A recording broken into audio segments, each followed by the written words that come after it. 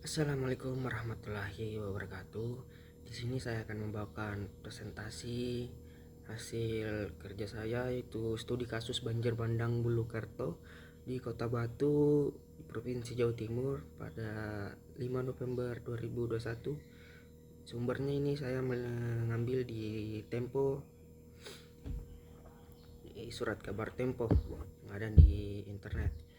Nah, kemudian sebelumnya perkenalkan, nama saya Andreas Putra dengan NIM 2024310520 dengan mata kuliah penanggulangan bencana. Nah, latar belakang dari studi kasus ini dimana itu hujan yang intensitasnya tinggi di wilayah hulu, kerusakan daerah resapan, yang kemudian ada ahli fungsi lahan yang dimana kawasan lindung menjadi kawasan pertanian yang harusnya itu tidak bisa dilakukan karena akan menyebabkan ya bencana seperti ini, yaitu banjir.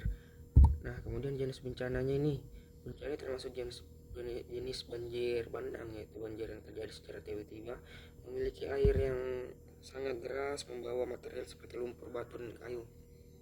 Nah, jenis ini lebih bahaya dibanding banjir biasa karena daya rusaknya tinggi.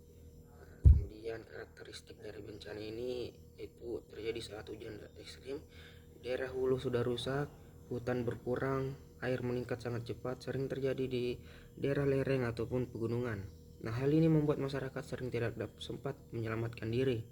Kenapa masyarakat tidak bisa menyelamatkan ini? Karena bencana ini yaitu datang secara tiba-tiba dengan curah hujan secara ekstrim. Kemudian dampak fisik yang ditimbulkan yaitu banyak rumah rusak atau tertimbun lumpur, jalan dan jembatan rusak, kendaraan hanyut, lingkungan tertutup material. Ini menunjukkan besarnya kekuatan aliran banjir bandang. Dari dampaknya saja kita bisa melihat bahwa kerusakan yang ditimbulkan oleh banjir ini sangat besar karena bisa menyebabkan rumah rusak, jalan dan jembatan rusak, kendaraan hanyut. Ya, saking besarnya ini bencana begitu. Kemudian dampak sosialnya itu adanya korban jiwa dan luka-luka, warga harus mengungsi, munculnya trauma psikologis, selain itu aktivitas masyarakat juga terganggu. Nah, dari kita melihat jumlah korban, itu ada beberapa korban yang saya lihat di berita itu. Nah, ini juga sangat prihatin ya, karena yang disebabkan oleh banjir bandang ini yang ada di Jawa Timur sana sangat besar karena itu besarnya bencana yang terjadi. Nah, ini juga munculnya trauma psikologis karena masyarakat tidak pernah mengalami kejadian seperti ini, tiba-tiba langsung datang kemudian dihadapkan dengan bencana seperti ini. Ya, mereka mengalami psikologisnya terganggu, trauma karena bencana yang disebabkan oleh banjir bandang ini. Nah, dampak ekonominya itu kerugian material besar, masyarakat kehilangan pekerjaan, biaya perbaikan dan pemulihan sangat tinggi. Nah, hal ini bisa memperlambat pemulihan wilayah terdampak. Nah, mitigasi sendiri kan adalah upaya pencegahan sebelum bencana, yaitu melakukan reboisasi di hulu, mengendalikan alih fungsi lahan, mengelola daerah aliran sungai dengan baik. Tujuannya agar air bisa terserap dan tidak langsung menjadi banjir. Nah, kembali ke tadi yang saya jelaskan bahwa ada peralihan fungsi lahan yang dimana fungsi kawasan hutan lindung yang harusnya di kawasan hutan yaitu tidak bisa ditebang, kemudian dialihkan menjadi fungsi lahan pertanian yang harusnya tidak terjadi. Nah, kesiapsiagaan berarti persiapan menghadapi bencana. Nah, membuat sistem peringatan dini, menyiapkan jalur evakuasi, melakukan simulasi bencana. Nah, sebenarnya hal-hal seperti ini bisa dilakukan, yaitu melakukan simulasi bencana karena untuk mengurangi risiko korban jiwa, kerusakan karena agar masyarakat terbiasa ketika bencana seperti ini kembali bisa dengan tenang menghadapinya. Nah, tanggap darurat yang tindakan utama itu menyelamatkan dan mengevakuasi korban, mencari korban yang hilang, memberikan bantuan makanan dan tempat tinggal. Ini fokus ke penyelamatan jiwa. Kalau tanggap darurat di studi kasus yang ada di sana yang saya baca.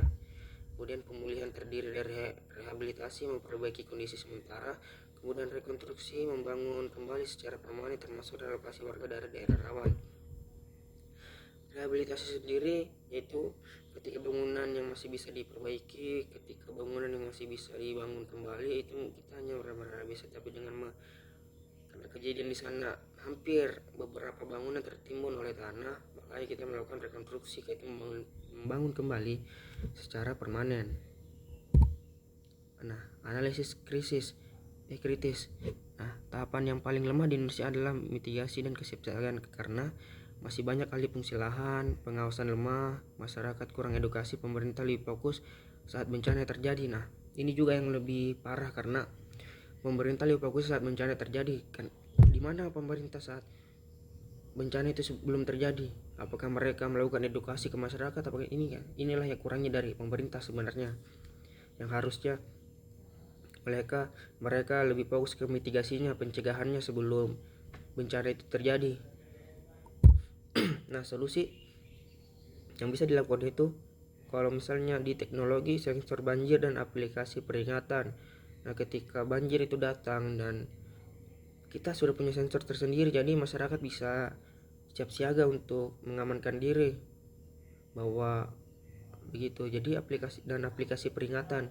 Nah, apalagi dengan teknologi yang sekarang masyarakat punya gadget, harusnya bisa menggunakannya dengan benar, apalagi dengan pemerintah bersama dengan Badan Penanggulangan Bencana BNSP begitu, yang harus menciptakan aplikasi peringatan, jadi masyarakat bisa enak untuk mengetahui apa bencana yang akan terjadi. Kemudian kebijakan penegakan tata ruang. Nah, ini juga pemerintah harus lebih bijak penegakan tata ruangnya, karena banyaknya alih fungsi lahan yang terjadi di Indonesia sekarang. Bukan hanya di kota Jawa Timur kemarin, tapi juga di beberapa daerah yang masih terjadi alih fungsi lahan yang mengakibatkan kawasan di daerah hilir ini terjadi banjir karena adanya alih fungsi lahan di daerah hulu. Kemudian di masyarakat edukasi dan simulasi rutin. Nah, harusnya pemerintah bisa lebih sering turun mengedukasi bahwa bencana seperti ini, apa itu bencana, bagaimana kita menghadapinya, dan simulasi rutin. Jadi kita mensimulasi bahwa ketika bencana ini terjadi, ini yang kita lakukan, seperti itu. Nah, kemudian kesimpulannya itu banjir bandang ini sebenarnya terjadi, yang ada di studi kasusnya di Kota Batu, Jawa Timur, itu sebenarnya terjadi akibat kombinasi faktor alam dan faktor manusia itu sendiri. Nah, kemudian kerusakan lingkungannya menjadi penyebab utama, sehingga diperlukan penguatan mitigasi dan kesiapsiagaan untuk mengurangi risiko bencana di masa depan. Mungkin hanya seperti itu saja dulu pesan saya. Sekian dari saya. Assalamualaikum warahmatullahi wabarakatuh. Terima kasih.